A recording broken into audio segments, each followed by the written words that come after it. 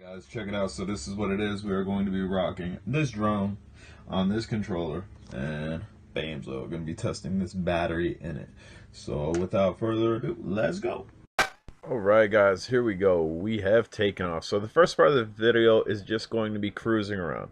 I'm going to cruise around, kind of show you what the DVR looks like on this CADX camera, through the CADX eye, I should say, and then we'll start kind of burning around, because there are some things that change with the quality of the camera image as we start burning around, as we start throttling up, which maybe you noticed, maybe you didn't notice right there as I kind of punched upwards just a little bit. Bam!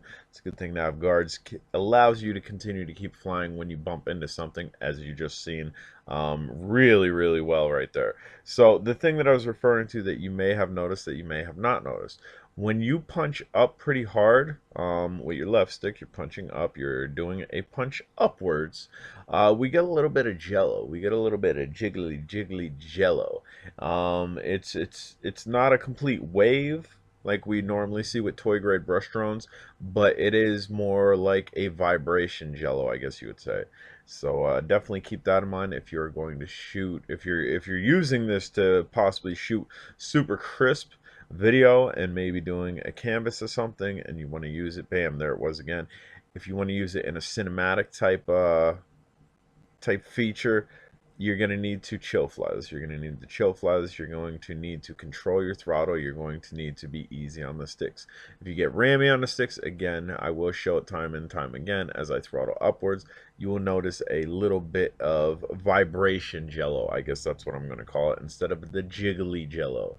But we are going to go ahead and pick up speed here just a little bit, just to show you how this thing can fly. This thing can fly, and I honestly think an 850 milliamp an hour battery versus the one that we are using right now would be perfect for this. Although we got a pretty dope flight time here. Stick with me. This was one flight. We got a pretty dope flight time. The only major thing about this drone that I would like to see changed, this is the V2. They had a version 1 that looked much like our canopy whoops, the typical whoop with the canopy, and kind of looked like a Cyclops alien, I don't know, cartoon character from the Monsters, kind of something like that with a little dome piece. But this was more carbon fiber, more race drone type style, built type look to it.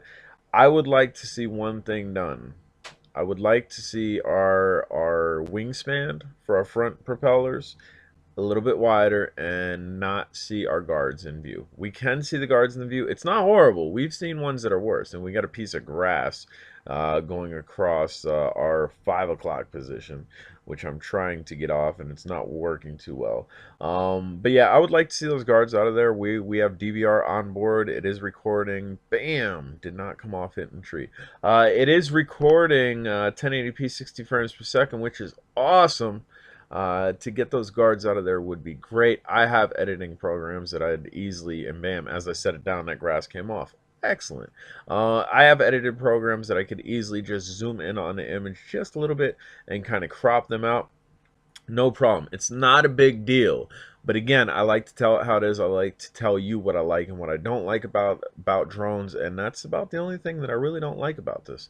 Little vibration jello that we get when we're throttling up, I can deal with it. That might also be something that I can change, adjusting rates and whatnot, because this thing, you can connect it through Betaflight. It is bindable to the T12. It is bindable to the T16. It is bindable to your Taranis radios and your FlySky radios. So if you have other controllers, other transmitters, that you can adjust your rates and also adjust things that might take it out. And I would think it would probably take it out, because I watched a couple videos on this and I really didn't see that, unless they did a baby video. As you can see, we're burning around here a little bit. Unless they did a baby video trying to just throw powder on it. And I mean, as far as YouTube goes, I haven't seen any reviews, but on Facebook I've seen people's videos, and I don't know if they were just chill flying or if they've actually figured out how to adjust the rates so we don't get that jello vibration.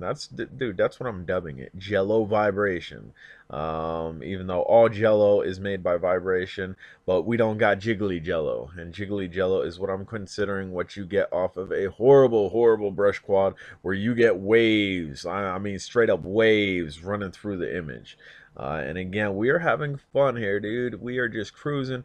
My windup was 11 seconds. We're at 4 minutes and 55 seconds here.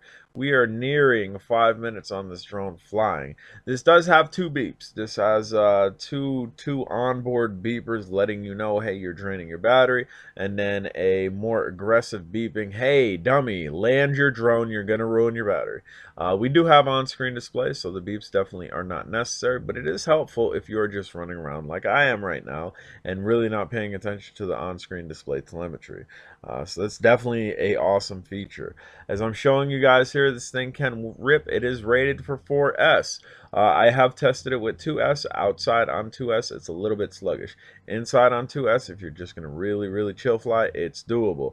On the 3S here, we're doing well. We're doing nice. A 4S battery, this thing would really cook. But alright guys, I'm J-Drone. If you haven't subscribed, smash the subscribe button. Questions, comments, concerns down below. Link for this will be down below, just as well as the battery. Later.